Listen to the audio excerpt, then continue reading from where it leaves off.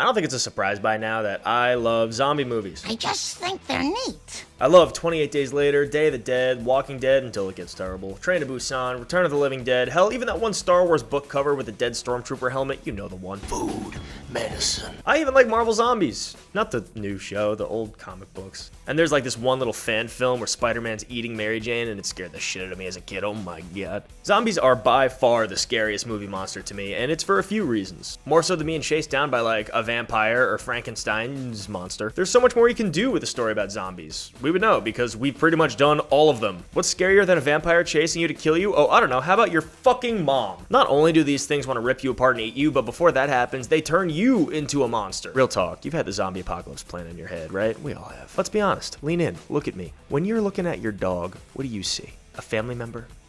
Or a succulent way out of a slow starving death? I'm sorry, family, but listen.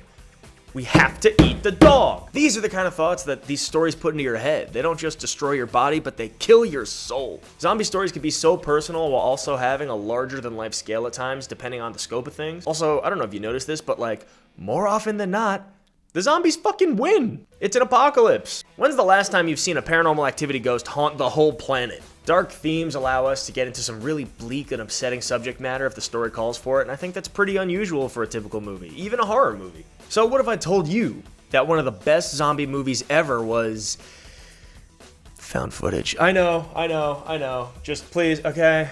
So I'm going to talk to you today about a series that goes into some weird places that I was not expecting. Shit gets strange. Very strange, and pretty quickly. Believe me, by the time we get to the last one, you'll be wondering how the series goes from an atmospheric little movie set in an apartment to a globe-trotting mission to kill the Pope. Alright, not really, but kinda. A zombie monkey does get cooked in a frying pan, and the series ends with the promise of an army of zombie fish. So, let's get wrecked! I hate myself. So before we get into it, I am going to be spoiling the shit out of this movie and all of its sequels, so I do recommend that you watch it, even though I don't think spoiling it really alters or ruins the experience at all. So if you don't care, stick around. So let's get into Rec. So Rec, or Record if you're nasty, is a Spanish movie that follows a young, ambitious TV journalist, Angela Vidal, and her cameraman as they're shooting a local TV news segment on firefighters and what a typical night is like at a firehouse. When they get called away to respond to an emergency, Angela tags along to document the incident, and they all end up in an apartment building with a bunch of sick people. When they try to leave, the government has already quarantined the building, meaning that Angela, her cameraman, and the firefighters are all now trapped inside while people are getting sicker and sicker. And you know where this goes from here. Blood, vomiting, people feeling extra bitey. As things get worse and worse and more people die, they're forced up into the penthouse where they find some hints as to what might have started this whole thing. On top of that, they also find patient zero, and things don't go super well for them from there. They get some of the answers that they're looking for, or, you know, like scraps of answers, and all seemingly get murdered for their trouble. Cameraman gets killed, and Angela is dragged off into the darkness, never to be heard from again. Never to be heard from again. So that sounds kind of like a basic-ass zombie story. What's so special about this? Well, in my opinion, it's a different perspective on the typical zombie story. It's very small-scale intense, not focused on characters or even plot, really, but 100% leaning in on atmosphere and making you scared. The whole movie is about making our characters feel trapped in a cage match with a grizzly bear, and the POV of the found footage camera puts you in the position of our characters in a way that shooting it more traditionally wouldn't do. More so than something like a Paranormal Activity where you're almost getting like a cold, sterile security camera type of perspective. You are the cameraman, essentially, for the runtime of this movie. You're the guy behind the camera running up the stairs with a handcuffed zombie mom scratching at your leg. Making your movie found footage is a huge decision that really restricts what you're able to do with the story. You get rid of a lot of major elements that make movies really cool. You can't really do super staged camera angles or lighting without things looking too forced. You get rid of clever, more overt editing, a score or soundtrack. If your character's running around with only one camera, that means your coverage is pretty limited. It's all sacrificed for the purpose of mise en scène. Yeah, that's right, I went to film school. Why do you bring that up? Basically, the audience needs to believe that all this could be real. In real life, there isn't dramatic music playing over an argument. Real life is fucking boring. So you need to ride the line of making it real enough to be believable, but also exaggerated enough to be interesting. What trips up a lot of these kinds of movies is just the simple question of, why are they still filming this? When shit goes down, the first thing people would do is drop their cameras and book it, so you need a good excuse to have an in-story reason for the camera to be there. For me, it didn't bother me at all with Rec. That changes as we get further into the series, but for now we're good. In my opinion, they do a great job of justifying the camera through the lens of our tiny... The virus got me. In my opinion, they do a great job of justifying the camera through the lens of our tiny film crew, and they don't forget to make the guy behind the camera a character too.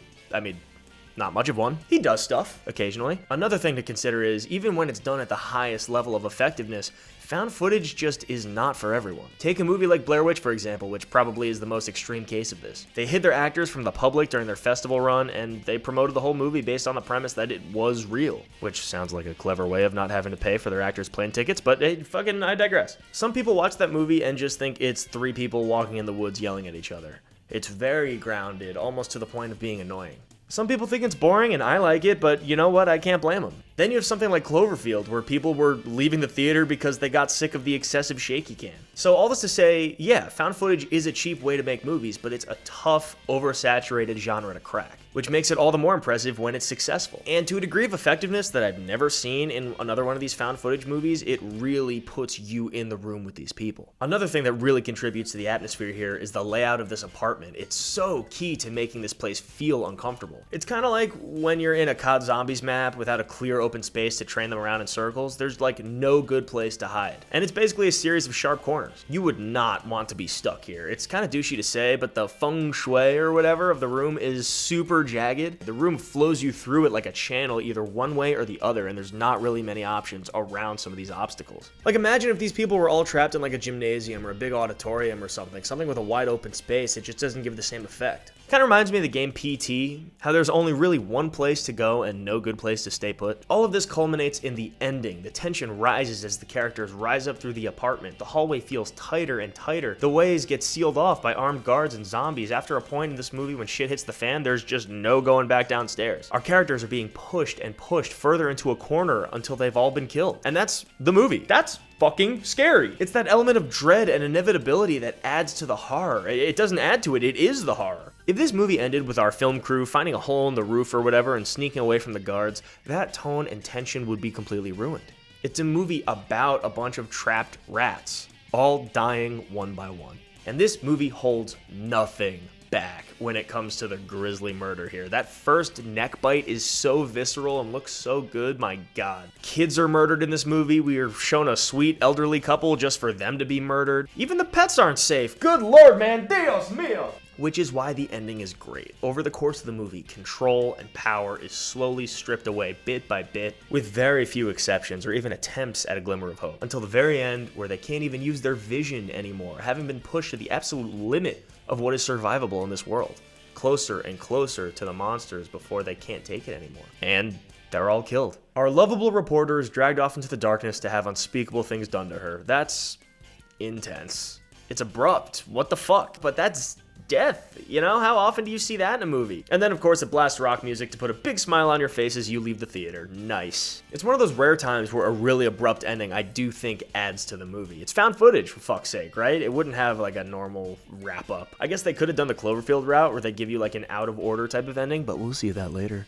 I will say, if I had one flaw with the movie, it's the explanation they give for the virus outbreak thing. I like the idea in concept that they're finally given some answers when they get to the top, but don't really know what to make of what they're seeing. But it's a bit muddled. They hint that the virus was spread through this dog biting this girl throughout the course of the movie, and that's a fine enough vague explanation. So imagine my surprise when we get to the penthouse and see pictures of the Catholic Church and various exorcism shit scattered all over the walls. Like, what? I mean, it ties into the Spanish culture being very Catholic and everything. It also adds a unique spin on like the rules of these infected, which is cool. Again, something they expand more on in the sequel. Well, I mean, really only the second one and a little in the third now that I think about it. Rec 4 drops this pretty hard. But in my opinion, it kind of muddies the water of what this infection is. Is it a possession? Is it like a voodoo thing? I don't know. The virus being spread by a bite, like blood and saliva and fluids, makes sense to me when it's a physical chemical disease. But when it's something spiritual, it's like, couldn't the ghost or demon or whatever just hop from person to person? Why do they need to be bitten? Spreading like a disease isn't how I understand ghosts to work, and it just kind of feels off and overcomplicates it all way too much. Like, pick a lane, Rec. So overall, the first Rec movie, I think, is a really cool experiment in atmosphere. The tension is great. I think Angela as a main character is really likable and charismatic. And the fact that they all die in the end, I think, is essential to making this movie scary. Wait, what? Picking up almost literally right where Wreck left off is the cleverly titled Wreck 2, which is somehow the best titled sequel in this franchise. The start of Wreck 2 actually got me very excited. It starts from the perspective of the soldiers outside of the quarantine zone, essentially promising a parallel POV of the events of the first movie. And that's a really cool idea. Some Back to the Future 2 shit, right on. Also, following soldiers could allow for like body cam footage or like helmet cam footage instead of having to have someone lug around a giant film camera through these tight hallways.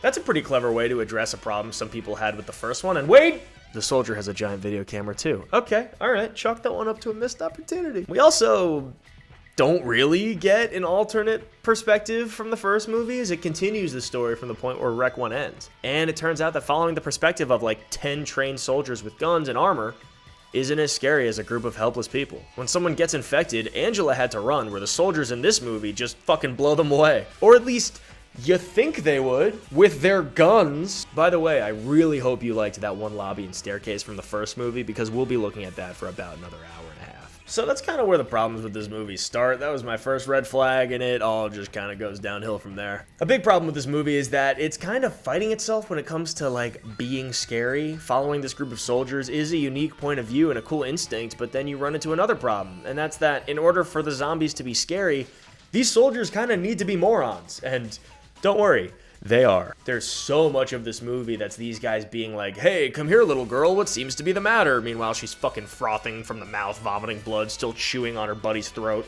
It's the Prometheus effect, right? Where these characters who we're told are super smart, should be way smarter than they are, just kind of stick their heads in the first fucking alien pod they find. They enter every room neck first, practically begging for death. So that feeling of helplessness and desperation that absolutely characterized the original just isn't there. The real disease going around is stupidity. Like, look at this guy. 10 minutes into this movie, they show up and they go, oh, it's not airborne, and all whip off their masks. Like, fucking put that back on! Oh, okay, no, you're right. It's only spread through spit and saliva and blood and liquids. Perfectly safe to go around barefaced into these things. Like, what? It's also a lot less consistent with how the virus works. If the scene calls for it, they just skip the whole getting sick and what's wrong with him phase and flip a switch to zombie mode instantly. It's pretty fucking noticeable. And this movie goes into some very different directions story-wise that you'll either vibe with or not. So, turns out this movie doesn't just follow this group of soldiers because they're all on an escort mission to get this priest guy into the building in order to dig deeper into the virus. He seems to know more about the origins of everything, but is pretty cagey when pressed to give answers. Eventually, it's revealed that he needs the blood from Patient Zero, that big fucking scary thing at the end of the last movie, in order to synthesize a cure.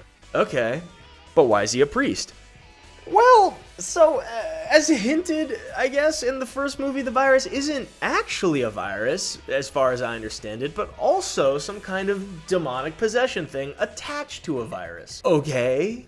Which means that in this movie, unlike the first one, the infected get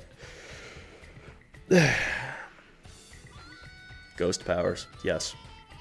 Ghost powers. Like crawling on the ceiling, flying around, they're going ghost. Wreck 2, going ghost. That sucks, for a lot of reasons that I feel like I don't need to get into, but essentially, the realistic, grounded, gritty tone of the first one is completely removed when you turn around and there's a big, scary ghost zombie crawling all over the ceiling. I personally don't really vibe with ghost things. I don't think ghosts are scary. I don't think ghosts are real. So get that shit out of my zombie movie, man. The last thing I wanted in my atmospheric, tense, grounded zombie found footage movie is fucking magical powers. Oh, but that's not the only twist. The movie gets bored with itself halfway through and switches POVs to this group of teenage rapscallions up to no good. It takes a page out of everyone's favorite zombie story, The Last of Us 2, and switches characters halfway through the story. So, now you're being asked to believe that not only one, but two separate groups of people are running around this zombie apartment, both lugging around video cameras. Come on now. And just when you thought this movie was fresh out of ideas, we get introduced to Angela again, invalidating the original and telling us that she survived. Well, technically she was impregnated and possessed or whatever by the Patient Zero monster, and that's the big twist. Man. So it's revealed that at the end of the movie, when she gets dragged off into the darkness, she's actually not murdered like everyone else, but for no reason at all, the monster decides to instead put a slug down her throat and transfer his Patient Zero-ness to Angela. We don't know why it murdered everyone but her, but there you go. Maybe he liked her eyes. he. I keep saying he. The monster is a female. Later on in Rec 4, we're given a laughably terrible explanation for this, where it turns out that this patient zero, whatever you want to call it, the host, waits around until it finds someone quote-unquote better to transfer over to, and then that's how that process begins. What the fuck? Better? You would think that, like, any of these armed soldiers, the priest himself, who seems to be in charge, anybody but Angela would be a better conduit. But fuck it, I've never been a larva monster. Maybe it knows something I don't. And that's how Rec 2 ends, with that reveal of Angela getting a slug baby down her throat. And ooh, Rec 2, wow. It's got some decent stuff in there. It just takes the simplicity of the first one and completely just fucks with it. It throws in a demon, a group of teenagers, a big gross slug, way too much. Seems like the idea they had for the sequel wasn't enough to fill the runtime, so they just started adding in some shit to kill time. Like, none of these teenager characters ever come up again or add meaningfully to this story. In fact, they contribute to the worst, but also funniest scene in the movie, where people get accidentally killed, the camera gets fucked up. So yeah, Rec 2 feels like it wanted to expand on the lore of the first one, which I think is a good instinct and is the part I found least interesting, without a clear way in, and throws every possible gimmick at you that it can think of. It changes POVs halfway through because it gets bored of itself, and doesn't have any real characters outside of archetypes. You know, you get all the soldiers trying to out-tough each other, the one priest guy who has all the answers but won't reveal anything. The soldiers eventually get sick of his shit and they try to get the answers out of him. Making Angela like the zombie demon queen or whatever is kind of an idea, but it goes nowhere and the sequels drop it almost entirely. I was excited by like the first 5 minutes of this movie, but then it gets very lame very quickly. And the worst part is, it's just not scary. It adds possession into the mix and overcomplicates how the zombies work.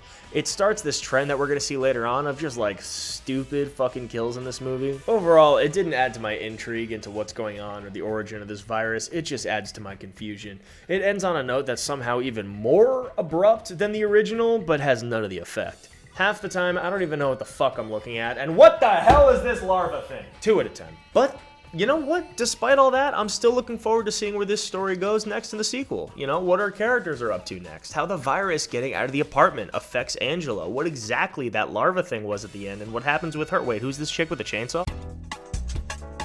Alright, so immediately you should be looking at this poster like, what the fuck is going on here? Number 1, I don't see any characters I recognize. Number 2, this doesn't look found footage. Number 3, so this is not the established tone that we've agreed on for these movies, right? Number 4, Genesis? No. Come on. What, was Rec 3 Reloaded taken? Rec 3 Re-Rec? And the worst part is, as expected of course, this isn't a Genesis to anything. Nothing is being Genecised. Oh, Genesis is in like Book of? Fuck off. I'm calling this one Rec 3 The Wedding One. So despite its best efforts to piss me off, the movie is actually immediately refreshing. Holy God, we're finally out of that fucking building. Wow. It starts with a wedding DVD menu, which is cute and actually very funny because it implies this whole slaughter happened and they actually kept it in and shipped it out on DVD. Also, with the events that happen later in this movie, this fully makes no fucking sense, but who cares? So the movie gets started at this wedding and immediately they have a good excuse to be recording it. It's a wedding, it's a life event, good stuff. Even though I predict there will not be a good reason for these people to keep filming like beyond 15 minutes in, but let's see it out. And the setting of this wedding, let's go rhymes, is actually a really interesting idea in my opinion because it kind of touches on all the reasons why I like zombies in the first place. Personal relationships between you and the person that this monster once was.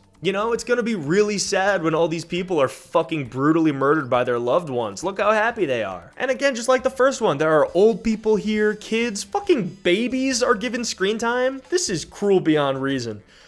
And I love it. Overall, I think the atmosphere right off the bat is really great. I believe that this is a legit wedding, and this movie really takes its time with the setup in a way I don't find boring. A wedding would be just like the most upsetting place for this shit to go down. All of your aunts chewing on your uncles, your parents murdering your grandparents. I mean, Jesus. So we're introduced to the bride and the groom, and we get some more information about the guy behind the camera. We're introduced to this other wedding videographer. God, this guy's like everyone I went to film school with. No way he just said cinema verite with the little hand gesture. And you know, you get all the obvious zombie movie stuff, right? Where it's clearly setting up stuff in the environment to be used as weapons later. I've never seen a fucking sword at a wedding. I don't know about you, but I'm sure that'll never come up again. Another thing that's refreshing about this movie isn't just the environment, but it's also the camera work. We have some cool, unique shots like this upside down one while running away. There's even a moment where this movie makes an active effort to show this character putting the camera down to help somebody else, which feels like a direct response to the criticism of the first two movies. Like, this is already more promising than the second one. And then of course we get the typical, people have a right to know, I have to keep filming once shit actually starts going down. This movie is also host to the greatest character in any of these films. This guy dressed as a discount SpongeBob calling himself Sponge John. El animador infantil, John Esponja. As like an entertainer at this wedding for the kids. He is way funnier than he has any right to be. Seeing this dude dressed up like a shitty character ripping cigs outside this wedding looking like he's having a terrible time is so funny to me. For Rec 3, the tone is much more comedic, where the first one didn't really have any of that. I mean, the funniest part of the first one is when this guy falls off the balcony, splats on the floor, his blood's all over the place, and this guy rushes over to take his pulse anyway. He's dead. No shit. But everything changes after about 20 minutes in when the movie drops a fucking title card. Insane. But just know that once this title card is dropped, everything goes downhill from here, because the movie once again gets bored with itself and stops being found footage altogether. What? It's crazy, because they go through so much effort in the first 20 minutes of trying to explain why this movie's found footage and justifying it. You know, even having the wedding videographer explain how he has a Steadicam, so this movie might look a little better than the other ones because he has legit equipment. Only now, from this point on, it's just shot like any other amateur zombie movie that didn't replace the found footage element with anything interesting or even really justify the change. It literally just gets bored with itself, which I have never seen before. So as far as I'm concerned, there's no point in this being a wreck movie anymore. Nothing is being wrecked. I have never seen a found footage movie just give up like that. And to a degree, you gotta respect it. It's just like, nah, this isn't going well, fuck it. All the goodwill earned by Sponge John flushed down the drain. And then from this point on, it just becomes kind of a normal ass blood spattering zombie movie. And it's not entertaining, it's just not wreck. The tone goes completely out the door, just giving way to kind of normal movie zombie violence. At one point later on, our main groom guy fully dresses like a knight with a sword, while the bride is drenched in blood wielding a chainsaw, and you know what? It kind of makes the movie hard to hate. You know, while the movie's obviously a mess, at least it has more personality than the second one, and I weirdly care a lot about these characters given the first 20 minutes. Which is kind of a first for this franchise. It's like it turns into a completely other kind of movie that I'm also interested in for completely different reasons. It's like such a middle finger to the first one that it loops around and becomes awesome again. Ask me how that shit works, because I have no idea. Although it does feature probably the worst use of a movie chainsaw I've ever seen. No, you hit them with the blade part. Hit them with the chain, the chainsaw. To top it all off, they hit you with an everyone dies ending. Like a legit one, not a fake out like the first one. Which, you know what? Respect Rec 3. Respect Rec 3 Genesis. They also have a few moments where they harken back to the religious aspect of these zombies, which I think is a fun, kind of interesting take. If you start saying a prayer, they kind of freeze up and start glitching out, which I thought was interesting. It also led to like a cool resolution where these characters, the bride and the groom, think they're gonna die at one point, only for this priest to start giving a sermon over the loudspeaker and saving their asses. That's creative, that's fun, you know, I like that. What a really fun movie I will never watch again. Well, now I see the last one is called Apocalypse, and now that we've expanded beyond the setting of the apartment, seeing that the infection is spreading further out, I'm excited to see how the virus spreads and infects the world, how society acts as this thing they've been trying to contain for 3 movies is eventually let loose. Wait, what? So, if we're remembering our naming convention established by this franchise, this one should really be called Rec 4, Everything's Fine. Or I guess, Rec 4, Es Bueno. So what's the deal with Rec 4? After Rec 3 kind of broke the franchise and has gone in a completely different direction, will Rec 4 harken more back to the first 2? Will it be found footage? Will it be another kind of just shitty generic zombie movie? The second one. So the deal with Recs 3 and 4, why they're so different and so weird, is that the first 2 movies were directed by a team, with eventually them splitting off, one of them taking on Rec 3, the other one taking on Rec 4. While Rec 3 was like a full blood splatter celebration of like the zombie genre, just kind of focused on being more of a campy, fun horror movie. Rec 4 is borderline not a horror movie. It's just kind of more of an action movie. We have now completed the cycle of Rec becoming a franchise that has completely lost itself. The found footage element is completely dropped for this one. Oh, but look, it's a handheld shot, and sometimes it occasionally cuts to some security cameras. That's kind of the same thing. It's also the first time I noticed any music in the series, and it just sounds like super generic, royalty-free dramatic music. But this one's on a boat. That's, you know, something, I guess. Fuck it, let's burn through this one. So, if you're a good noodle who's done their homework, you remember that after the events of Rec 2, Angela now has a larva worm baby inside her thanks to some mouth transfer from her friend that she met in an attic. This worm baby also has the power to possess her, and now she's an evil possessed spirit with ghost powers who broke out of the apartment after impersonating a priest to spread her virus, and also the will of Satan, I guess. Okay, so nothing too crazy. I think it's fair to say that Rec 4 has a lot to tackle. I think the premise of Angela being a zombie demon double agent is fun though. There's lots of things you could do with that. And would you believe me if I say that the movie asks you to completely ignore that? And that was my first problem going into Rec 4, is that going into it, I know that Angela is supposed to be evil. The issue is, the movie doesn't remember she's supposed to be evil, unless I'm completely missing something. So the whole time, when characters are suspicious of her and locking her up, I'm like, yeah, that makes sense. Why you boring me? I'm right. I wonder when she'll flip on them and start killing people, only, here's the thing, she never does. Without explanation, the worm larva baby no longer makes her an evil Angela, she's like a victim now, who wants to get it out of her. Fucking what? Like when she first appears, they play this triumphant music like she's fucking Jason Bourne or something, as if we don't remember how the other movie ended. A giant red flag for this movie should be that it takes its influence from everyone's favorite movie, Alien 3? With Angela running around with an evil baby thing inside her, trapped on a ship with a bunch of grimy men who don't trust her, looking to escape from a big evil entity and have their plans for the evil baby in her, teaming up with the few on board she can trust. I mean, of all the movies to rip off, Alien 3? So we're described the conditions of the boat, and we're told that it's basically a floating haunted house. No lifeboats, no radio, the power keeps going on and off sporadically. Fucking great. This movie sadly uses every cheap horror trick in the book, including lame jump scares. You ever need to talk to somebody so bad that you just wait quietly in the dark as they walk by and then grab them by the shoulder and go, hey? The captain of this boat, of course, keeps talking about how this is his last voyage before his big retirement. Turns out, the reason why their power keeps getting drained is they have a secret evil laboratory on board where various suspicious dudes in lab coats run experiments to try to find a cure for the zombieism. You ever see an actor's face and just think, they were cast in this because they would have a great zombie face? Yeah, that's like half the cast here, including this cook guy. He's wearing headphones, singing, distracted, which is like 100% I'm Dead 101 for horror movies. He hears a sound, and you'll never be able to guess what comes around this corner. It's a zombie monkey, who then proceeds to get flat smashed into a frying pan and gets cooked, and it's in this moment that I'd like to reflect on the origin of this franchise.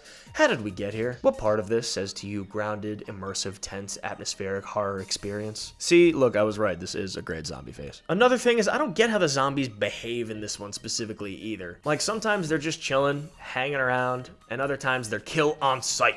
I guess they also dropped the possession elements in this one too, since none of them are crawling on the ceiling or spit their heads around and shit. In fact, there's pretty minimal connection to Rec 3, the only mention being this old lady who supposedly survived the wedding, just kind of palling around on this boat. She's got dementia and she thinks she's still at the wedding, and this franchise fucking hates old people, dude. Did the zombies always roar like a bear? I don't know. So they managed to lock up the zombie cook, and these doctors, who are working so super very hard on this antidote that they're so proud of, inject him with it, and it makes him stronger.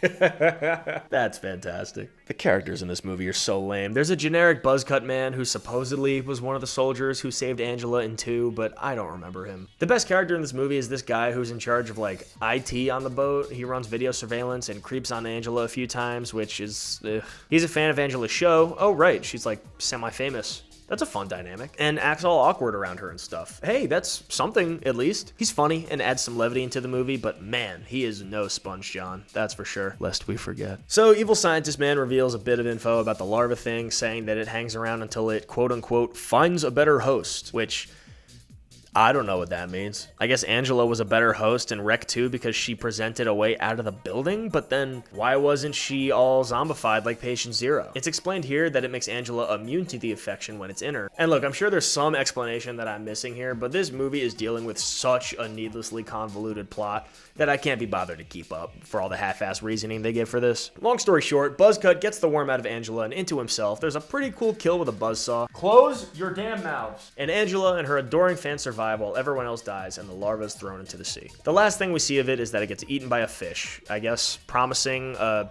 zombie fish at some point in the future. Sure, fuck it, who cares? The last thing we see is a pointless scene of these two on dry land in the back of a car. They live. The virus, once again, is hinted at the idea of finally breaking out, only for nothing to come of it. The end. Some fucking apocalypse that was.